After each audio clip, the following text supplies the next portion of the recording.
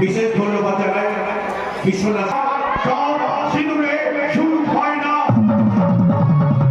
রচনা তাপস কুমার, নির্দেশনা জয়ন্ত ভট্টাচার্য, সম্পাদনা শুভঙ্কর ভট্টাচার্য, রূপসজ্জা আবহ আলো ধ্বনি সুর ও কণ্ঠ রামকৃষ্ণ নাট্যনিকেতন ও আলী ভাই বর্ধমান।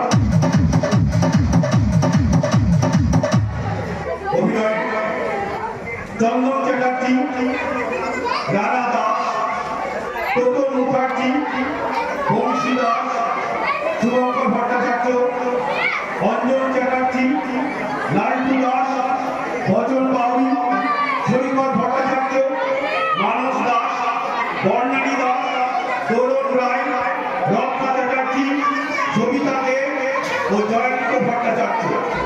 শুরু করছি আজকের যাত্রাপালা ডক্টর তাপস কুমার রচিত ও জয়ন্ত ভট্টাচার্য নির্দেশিত সব সিঁদুরে সুর হয় না।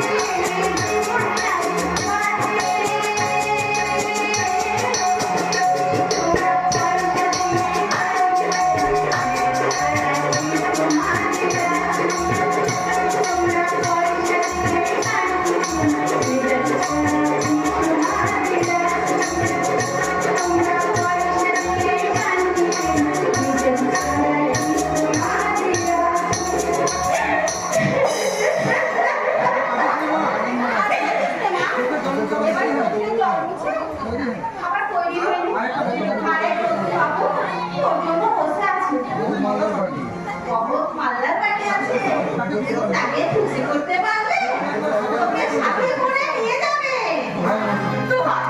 দোহাই মাসি, এবার তুমি আমাকে মুক্তি দাও মাসি। মাসি, আমার জীবন আমার আর ভালো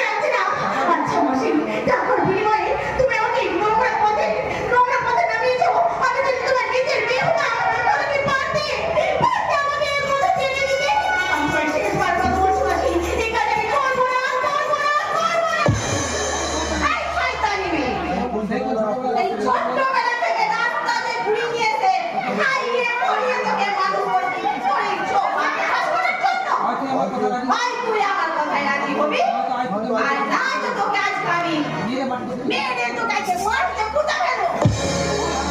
বল হারামজাদি বল, তুই রাজি হবি কিনা বল? যদা যদা হি ধর্মস্য গ্লানির্ভবতি অভ্যুত্থানম ধর্মস্য তদাত্মানমুত্থিতম পরিত্রাণায় সাধুনাং বিনাশায় দুষ্কৃতম ধর্ম সংস্থাপনার্থায় সম্ভবামি যুগে যুগে।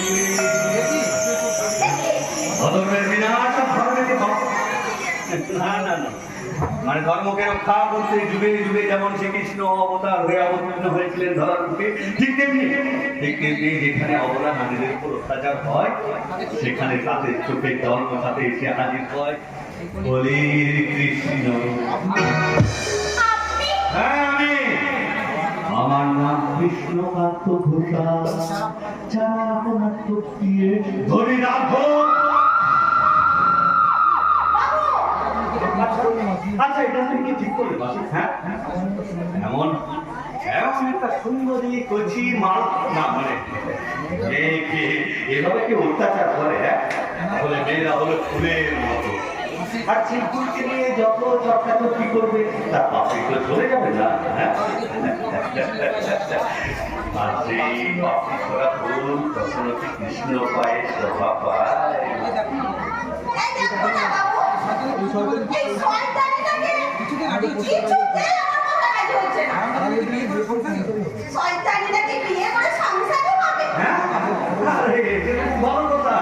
আরে আগে একটু বড় হও, মানে ঘর হও,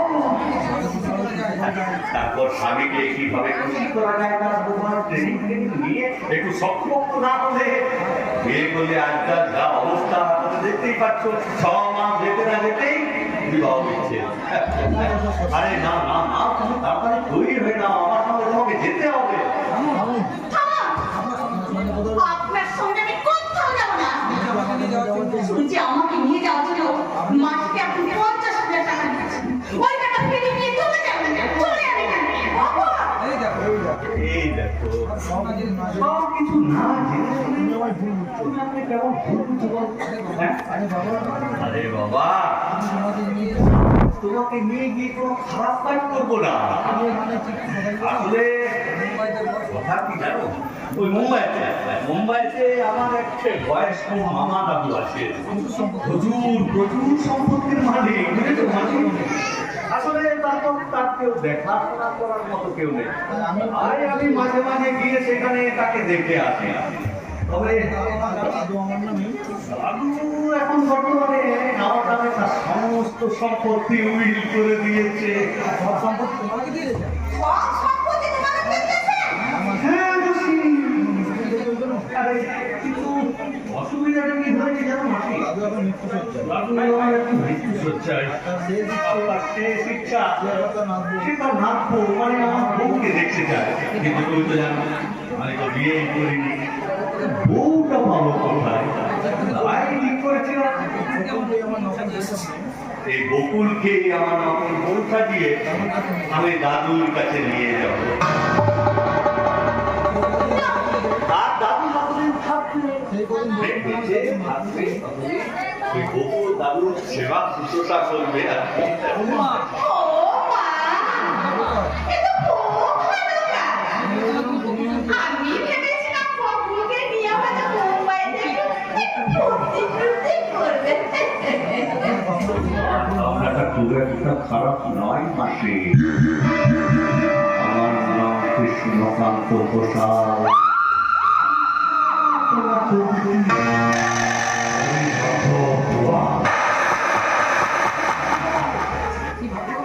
কি ভাবছো গো বাবু?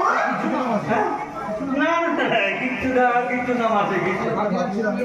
আসলে আমি ভাবছিলাম বকুলের বোধ হয় আর কোনো আপত্তি নেই।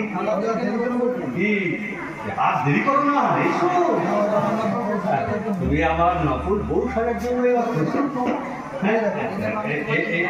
এই দেখো দেখো, আমি তোমার জন্য একেবারে শাখা কলা সব নিয়ে এসেছি। না না না না, আরে ধরো, হ্যাঁ এগুলো করো। আর এই দেখো, আর আমি তোমার এই শিশুতে সিঁদুর পরিয়ে দিলাম।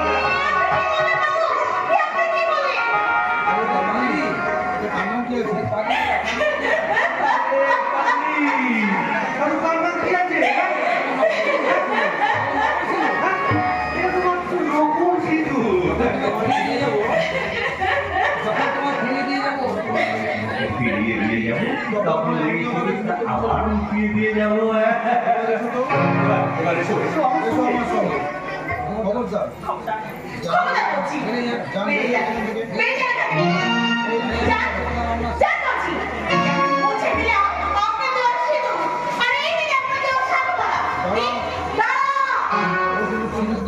ওই সিঁদুর তুই মুছবি না।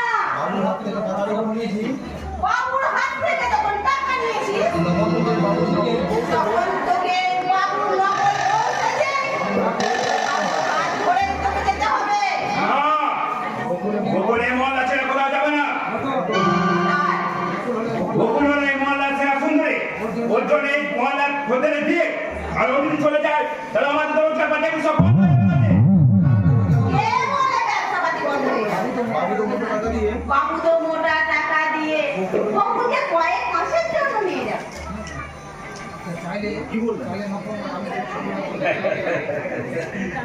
বকুল চাইলে আমি ওকে নকল নয় আসল বউ সঙ্গে নিয়ে যেতে রাজি। কি বললি? আরে আমাকে তুমি বিয়ে করে না, আমি তোমাকে সংসার দেবো, বাচ্চা কাচ্চা দেবো, সংসার দেবো, সব সব। এসো এসো তুমি আমার এই তারা, ভালো চাষ করে গোকুলে একটা ছেড়ে দে, হাত কেটে আমি তারা মাটিতে ফেলে দেবো।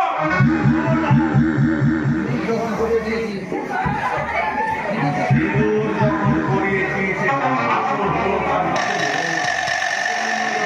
ওকে আমি নিয়ে যাবই, তার জন্য যদি প্রয়োজন হয় আমি এখানে রক্ত গঙ্গা বইয়ে দেব।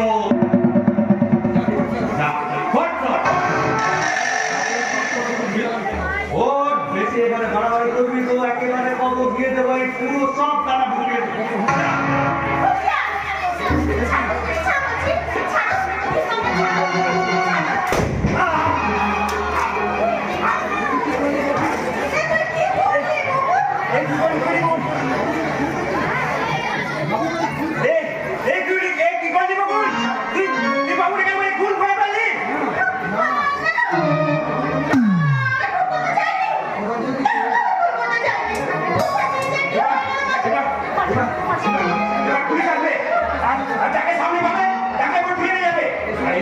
এই সময় যদি আমি পুলিশের পালে পড়ি, না না আমার বলা যাবে। আমি পালাই, আমি পালাই। এবার কি হবে? এবার কি হবে? পুলিশ যদি সত্যি আসে সত্যি সত্যি ফাঁসি হয়ে যাবে না মাসি, ফাঁসি হয়ে যাবে। কিন্তু মাসি আমি যদি এখান থেকে পালিয়ে যাই তাহলে পুলিশ তো আমাকে সন্দেহ করবে মাসি। আমার কথা না ভেবে আগে তুই নিজের চিন্তা কর। চলে যা বেশ, আমি যাচ্ছি মাসি, আমি যাচ্ছি। স্বার্থপরের মতো নিজেকে বাঁচাতে আমি তোমাকে একা ফেলে রেখে চলে যাচ্ছি। ক্ষমা করো মাসি, তোমায় ক্ষমা করো। বকুল পালিয়ে গিয়ে বেঁচে গেল। বকুল তো পালিয়ে গিয়ে বেঁচে গেল, কিন্তু আমার কি হবে? পুলিশ যদি লাশটাকে দেখে ফোনের দেয়, আপাতত বাড়িয়ে কাজ করে থাকবে। আমার তো এই লাশটাকে এখানে পড়ে থাকবে। এখানে কোথায় আজ রাতে আর রাতে লাশটাকে আমি মেঝেতে পুঁতে ফেলবো। তাহলে এই ফুলের কথা কেউ জানতে পারবে না।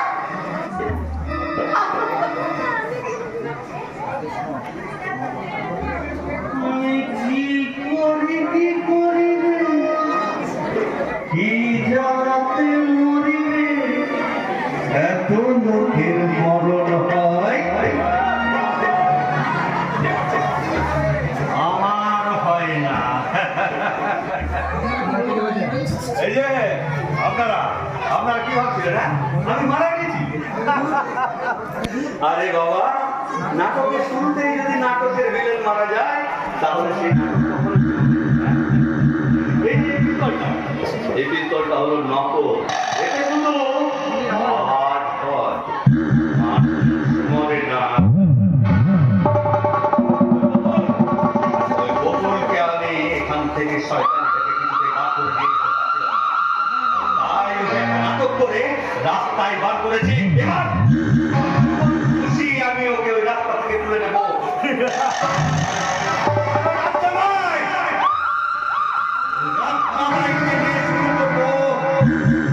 আমি এক নতুন নাটক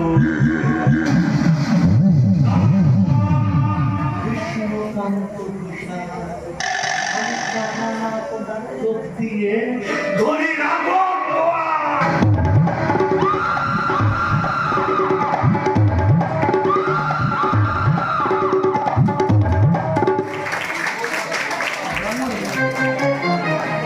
জন্মদিন জন্মদিন আর আমার দিদিমণির জন্মদিন। ভেবেছিলাম আজকের দিনটা খুব হইচই করে কাটাবো, কিন্তু কি কাণ্ড! জন্মদিন অনুষ্ঠানকে নিয়ে দিদিমণি আর বড়বাবুর মধ্যে পুরো দড়ি টানাটানি শুরু হয়ে গেছে। ওদিকে বড়বাবু বলছে জন্মদিন খুব ঘটা করে সেলিব্রেট হবে, আর এদিকে দিদিমণি বলছেন তোমার দিদিমণি তোমার সারদা মাধবটা ও যতই আপত্তি করুক, আজ আমরা ওর জন্মদিনটা বড় করে সেলিব্রেট করবো। সেটাই চাই ছোটবাবু।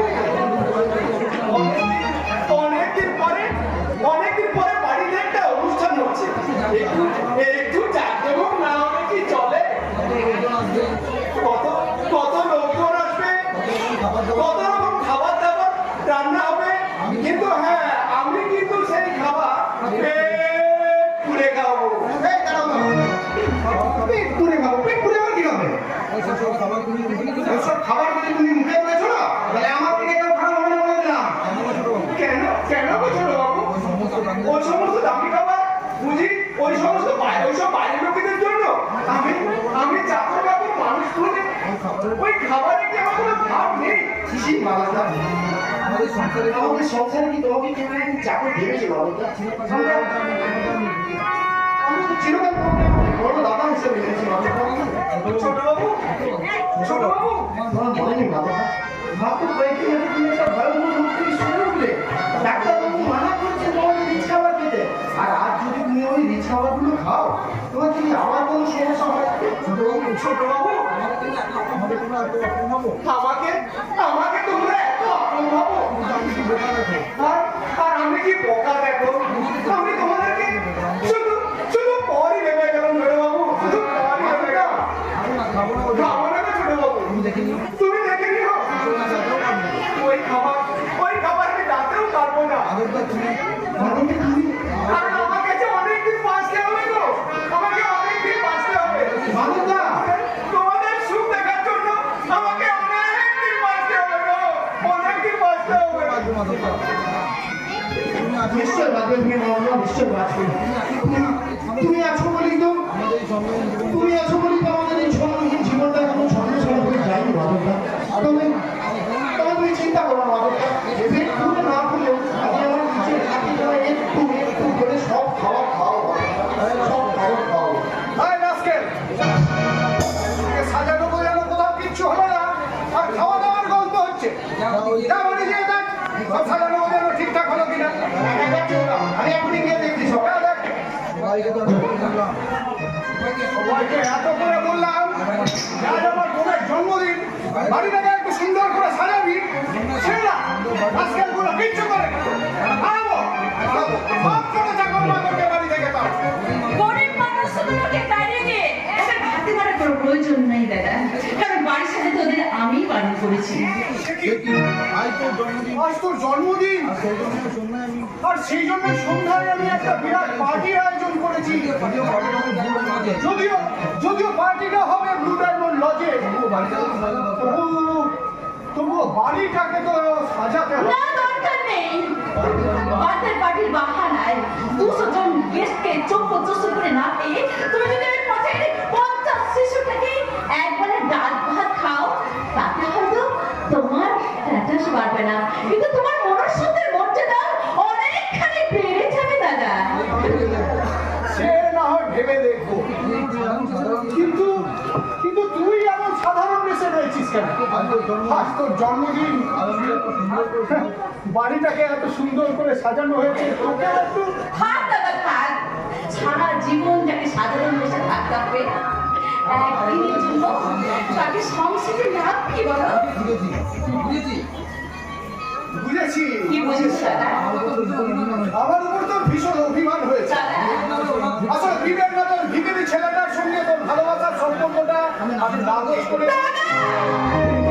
রাগ করেছিস, তাই না? আচ্ছা তুই বল, কোটিপতি বিজনেসম্যানের মৃদুল সরকারের একমাত্র বোন, তার বিয়ে হবে, তার ভক্তিপথ হবে, একটা ওনার ভিখারি কাঙাল, যার মা নেই, বাবা নেই, না আছে কোনো সোশ্যাল স্ট্যাটাস। চুপ করো দাদা, চুপ করো। কেন তুমি সেই আমার পুরনো স্মৃতিগুলোকে মনে করে দিতে চাইছো? আমি তো সব কিছু করে সামনের দিকে এগিয়ে যেতে চাইছি দাদা। আমিও তো তাই চাই রে বোন, তোর জীবনটাকে নতুন করে সাজিয়ে দেওয়ার জন্য আমি অলরেডি তোর একটা নতুন জীবন সাথী সিলেক্ট করে ফেলেছি। হ্যাঁ, আমার কোম্পানির নতুন ম্যানেজার বিপ্লব ভীষণ ভালো ছিল। তোর ছবি দেখেই ও তোকে ভালোবেসে ফেলেছে। তাই নাকি? একদিন তো ডাইরেক্ট আমার সামনে এসে বললো, স্যার আমি আপনার বোনকে বিয়ে করতে চাই। সেদিন তার স্পর্ধা থেকে আমি অবাক হলাম, তার সাহস থেকে আমি মুগ্ধ হয়েছি। আর তাছাড়া তার ফ্যামিলি স্ট্যাটাসটাও কিন্তু আর না করতে পারি। বিপ্লব খুব বড় লোকের ছেলে, ওর বাবাও আমার মতো কোটিপতি বিজনেসম্যান। হ্যাঁ, আজই বিপ্লবের সঙ্গে তোর পরিচয় করিয়ে দেবো বলে রাতের ইনভিটেশন পার্টিতে আমি তাকে ইনভাইট করেছি। হয়তো কিছুক্ষণের মধ্যেই বিপ্লব চলে আসবে এখানে। আরে বিপ্লব, এসো এসো এসো। আমরা তো এখনই তোমার কথাই আলোচনা করছিলাম। হ্যাঁ, বাই বাই বোন, এই হলো আমার কোম্পানির নতুন ম্যানেজার বিপ্লব, আর আমার ভাবি বর্ণিতী। আর বিপ্লব, এ হলো আমার ওয়ারেন্টি শিক্ষক। You are correct. Happy birthday, মোহন। মোহন, তুই তাহলে বিপ্লবের সঙ্গে একটু গল্প কর। হ্যাঁ, আমি কিন্তু আর সঙ্গে পার্টিতেই তোদের এই রিলেশনের ব্যাপারটা অ্যানাউন্স করে দিতে চাই। না দাদা, এত তাড়াতাড়ি কিসে গেছে? কেন মোহন, এতে কি তোমার কোনো আপত্তি আছে? আর আর আর আমাকে যদি অপছন্দ হয়ে থাকে তাহলে তুমি বলো। না, না, না, না। এখানে আমার পছন্দ অপছন্দ মতের কোনো কিছু যায় আছে না। তাছাড়া দাদা যখন ঠিক করেছে তখন দাদা যা চাইবে তাই। তবে আমার একটা শর্ত আছে, আমাদের এই বিয়েটা যাতে জমক ভাবে না হয় সেই চেষ্টাই করতে হবে। তাহলে আমি কি এটাই চাইবো, বিয়েতে অযথা টাকা পয়সা খরচা না করে সে টাকায় গরিব মানুষদেরকে খাওয়াবো, অথবা ওই অনাথ আশ্রম বৃদ্ধাশ্রমে বাবা মাদেরকে বস্ত্র দান করবো। আপনার চিন্তাধারার সঙ্গে আমার চিন্তা ভাবনার কি অদ্ভুত মিল। আমিও চাই তোমার সঙ্গে এই রে যা ভুল বলে না, আপনাকে আমি তুমি নয় বাবা, এটা তোমার অজান্তেই আমাকে আহরণ করে নেওয়ার বৈধতা। না না ঠিকটা নয়। আরে ঠিক আছে, তুমি কি আমায় পছন্দ করো না? আমায় কি তুমি ভালোবাসো না? বলো প্লিজ, তুমি বলো। কথা কিছু কিছু বুঝে নিতে হয়, সে তো মুখে বলা যায় না, সে তো মুখে বলা যায় না।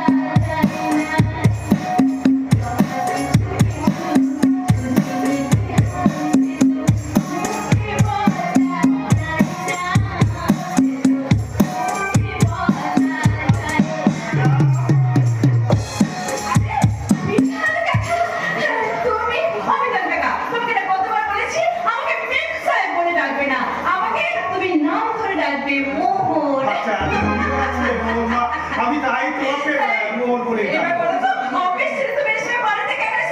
চাকরি থেকে রিজাইন দেবো বলে। হ্যাঁ, আমি তো অফিসে গিয়েছিলাম জানো, আর সেখানে ওই সাহেব নাই দেখে আমি একেবারে তোমাদের ওই বাড়িতেই চলে এলাম। রিজাইন লেটারটা দিতে। টাকা। একটা চাকরির জন্য মানুষ মাথা ঘুরে মরছে, আর তুমি কিনা চাকরি নিজে দিতে এসছো। না বৌমা, আমি নিজের ইচ্ছায় চাকরি থেকে রিজাইন দিতে চাইনি গো। তবে তুমি কি জানো, ওই আমার একমাত্র ছেলে ইঞ্জিনিয়ারিং পাস করে এখন মস্ত বড় একটা কোম্পানিতে ম্যানেজারের চাকরি পেয়েছে। সে না আমাকে আর চাকরি করতে দিতে চায় না, জানো তো। তোমার ছেলে তো খুব ভালো মনের মানুষ। সত্যি, এমন ছেলে যদি প্রত্যেকটা মায়ের গর্ভে জন্ম দেয়, তাহলে কোনো বাবা মাকে এই শেষ বয়সে ওই বৃদ্ধাশ্রমে গিয়ে আর আশ্রয় নিতে হতো না। কি বলেছো বৌমা, আমার ছেলেটা সত্যি খুব ভালো, জানো তো। আসলে কি জানো, কি বিধান? নিজের চোখে তো দেখেছে, তাকে ইঞ্জিনিয়ারিং পড়াতে কি অমানসিক পরিশ্রম করতে হয়েছে। সামান্য চাপরাশির বেতনে ফুলকোনা করে রাতের পর রাত আমি অভর ডিউটি করেছি। যাকে সে কথা, এখন এই চাকরি থেকে রিজাইন দিয়ে আমি খুব সুখে দিন কাটাবো। বিধান কাকা, তুমি চাকরি ছেড়ে দিতে চাইলো, আমরা কিন্তু তোমাকে ছাড়বো না। সামনে আমার বিয়ে, ওই বিয়েতে তোমাকে কিন্তু আসতেই হবে। তাই নাকি তোমার বিয়ে আমি আসবো না বৌমা? নিশ্চয় নিশ্চয় আসবো। তা কবে, কার সাথে তোমার বিয়ে হচ্ছে? ঠিক আছে, দেখেছি। এই যে আমার হবু বর, নমস্কার। কোম্পানির নতুন ম্যানেজার। কি রে খোকা, এই তুই এখানে? কি হলো? তুমি আমাকে চেনো? আছি। আরে না না না না না, ও আমাকে কি বলতে পারে? আমরা তোকে কোনোদিন ঘর চোখেই দেখি। কিন্তু খোকা, ওরে ওরে তুই চিনতে পারছিস না? ওরে ভালো করে দেখ আমাকে তোর। হ্যাঁ, আমাকে কি বাংলা কথা বলবো? বলছিল আমি তোমায় চিনি না। আরে তুমি একটু ভালো করে মনে করার চেষ্টা করে দেখো না। আর তোমাদের মধ্যে কোনো পরিচয় ছিল, আর সেটা তুমি এখন মনে করতে পারছো না। বলতে পারে, কিন্তু আমার এই বলতে মনে পড়ছে। মনে পড়েছে? না না, মনে পড়ছে না। দাঁড়া না, আমাকে চিন্তা করতে দিন। হ্যাঁ, মনে পড়ছে। হ্যাঁ, মনে পড়ছে। আসলে আসলে কি জানো মোহন, আমাদের দেশের বাড়িতে না একটা বিশাল খামার বাড়ি ছিল। আর সেই খামার বাড়িতে এই লোকটা একটা চাকরের কাজ করতো।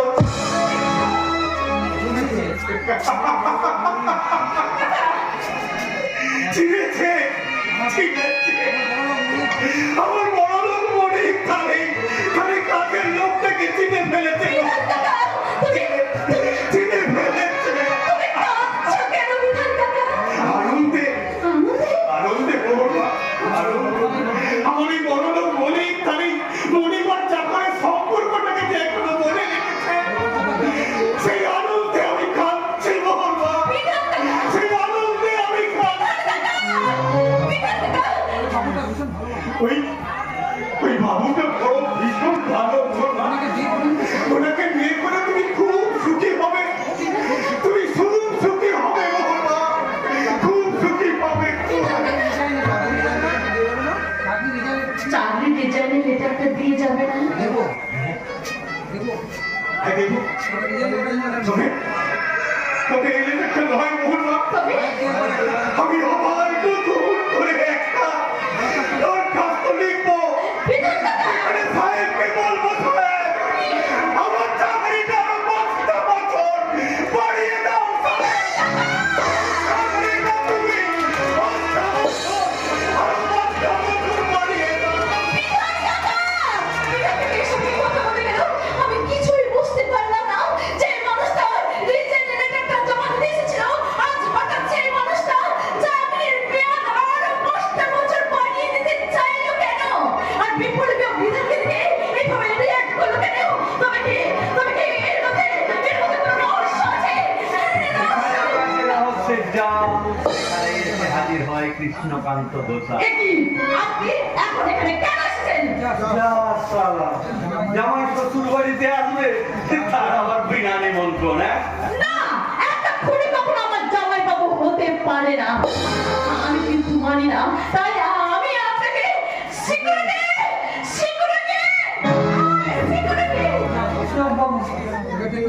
এটা কিরকম আতিথেয়তা হলো? হ্যাঁ, এতদিন পর জামাই শ্বশুর বাড়িতে এসেছে, এই কোথায় সব ভালো ভালো মিষ্টি শরবত জল টিফিন এসব নিয়ে আসবে, তাদের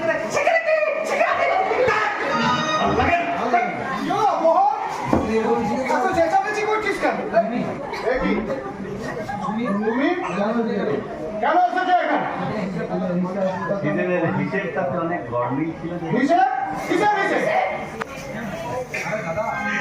আরে দাদা, হিসাব নিকাশ শুধু তো দেখলে হবে না। আমি কেন জামিন নিয়ে বেরিয়ে এসেছি সেটা আপনি জানবেন না? আরে আজকাল জামিন পাওয়াটা কোনো বিচিত্র ব্যাপার নয়। দেখছেন না যে যত আর জেলে যাচ্ছে, কেস খাচ্ছে, সে তত বড় জননেতা হচ্ছে। তাই আমি ভেবেছি আপনাকে একটা কেস খাওয়াবো।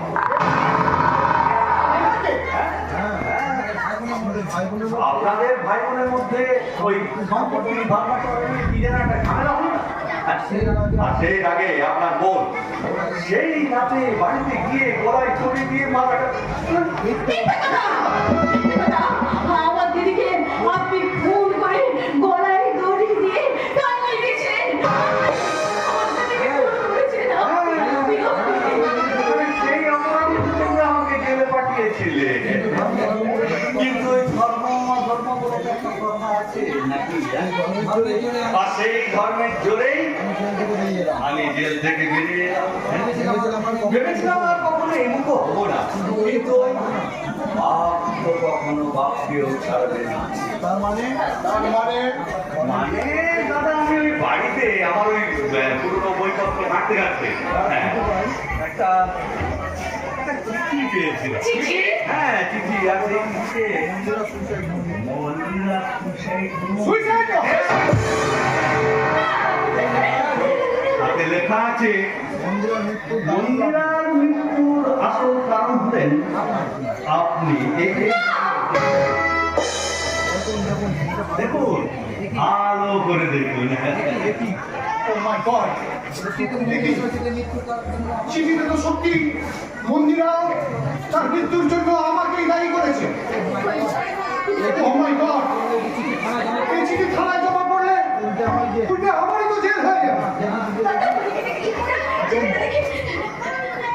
না! অসম্ভব! এই চিঠি আমার দিদির হাতে লেখা। এই চিঠিটা আপনি জানেন, এটা আপনি চক্রান্ত করেছেন। এই চিঠি নকল কি আসল সেটা তো আদালতই প্রমাণ করবে। আচ্ছা, আমি চলি দাদা। Good bye. দাঁড়াও কৃষ্ণ, দাঁড়াও। ওই চিঠি তুমি থানায় জমা দিও না। ওই চিঠি থানায় জমা দিলে হয়তো আমার জেল হয়ে যাবে। আর আমার জেল হয়ে গেলে আমার এই সুন্দর সাজানো যে বিজনেস নষ্ট হয়ে যাবে। তুমি এমন করো না কৃষ্ণ, তুমি এমন করো না। তুমি যা চাইবে আমি তাই দেবো। বলো বলো কৃষ্ণ, তুমি কি চাও বলো। আপাতত আমি শুনে হয়ে ঘুরে ফল হয়ে বেরোবো না। কৃষ্ণ বলো বলো, তুমি কি চাও। আমি আপনার আশীর্বাদ চাই দাদা, আপনার আশীর্বাদ।